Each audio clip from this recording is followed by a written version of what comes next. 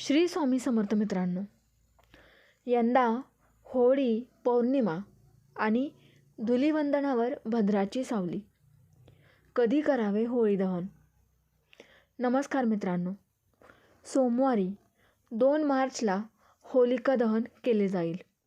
तर दुसऱ्याच दिवशी म्हणजेच 3 मार्च रोजी होणाऱ्या ग्रस्तोदित चंद्रग्रहणामुळे धुलिवंदनावर ग्रस्तोदित ग्रहणाची सावली असेल. मित्रांनो, 3 मार्च 2026 रोजी ग्रस्तोदित चंद्रग्रहण आहे. म्हणजेच ग्रस्त असलेलं चंद्रबिंब आपल्याला दिसणार आहे. तर हे चंद्रग्रहण भारतामध्ये दिसणार आहे का? ग्रहण स्पर्श म्हणजेच ग्रहण सुरू कधी होईल? ग्रहण संपेल कधी? वेदाचे नियम पाळायचे आहेत का?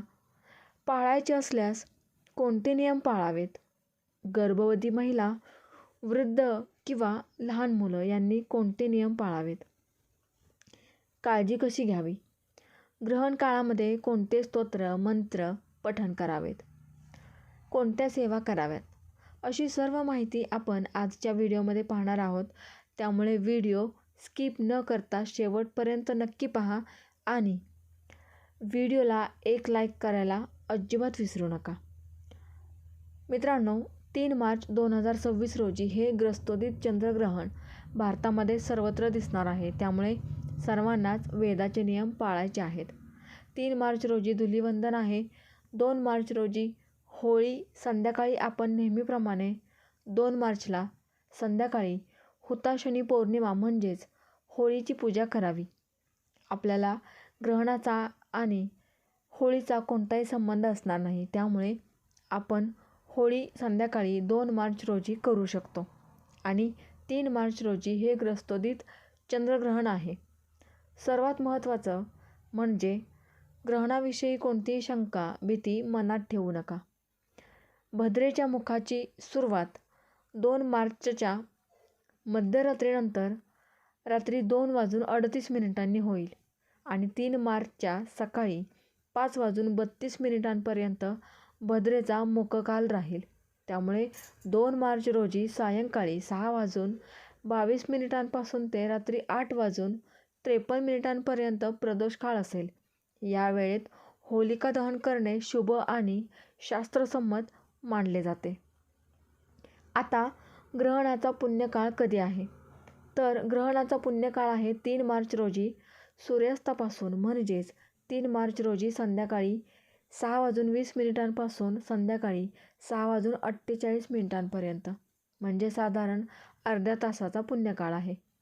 अल्प आहे, कमी आहे. या वेळेत आपण जास्तीत जास्त सेवा करावी. आता बघा, वेदाचे नियम कधीपासून पाळायचे? तर वेदाचे नियम आपल्याला पाळायचे आहे 3 मार्च रोजी सकाळी म्हणजेच सूर्योदयापासून संध्याकाळी ग्रहण संपेपर्यंत 6:48 गर्भवती महिला, वृद्ध किंवा आजारी माणसं असतील, लहान मुलं असतील यांच्यासाठी वेदाचे नियम थोडे शिथिल केले आहेत. त्यांनी सकाळपासून म्हणजे सूर्योदयापासून नियम पाळायची गरज नाही. त्यांनी सकाळी 11 वाजेपासून संध्याकाळी 6:48 ग्रहण संपेपर्यंतच नियम पाळावेत. आता मित्रांनो, गर्भवती महिलांनी नुसत्या डोळ्यांनी चंद्रग्रहण पाहण्याची चूक करू नये. ग्रहणाच्या वेळी काही हानिकारक किरणे बाहेर पडत असतात. त्याचा थेट गर्भावर परिणाम होऊ शकतो. त्यामुळे गर्भवती महिलांनी ग्रहण पाहू नये. तसेच गर्भवती स्त्रियांनी चंद्रग्रहणाच्या काळात घराबाहेर जाणे टाळावे. कारण असे मानले जाते की ग्रहणाच्या वेळी पडणाऱ्या हानिकारक किरणांचा गर्भातील बाळावर विपरीत परिणाम होऊ शकतो. ग्रहणाच्या काळात कात्री, ब्लेड यासारख्या धारदार साधने वापरणे टाळावे. तसेच गर्भवती महिला खास करून विणकाम करतात, तर त्यांनी या ग्रहण काळात विणकाम अजिबात करू नये. तसेच गर्भवती स्त्रियांनी ग्रहण काळात घरातच राहावे आणि मंत्रजप करावा. मारुती स्तोत्र, हनुमान चालीसा किंवा धार्मिक पुस्तकांचे वाचन करावे.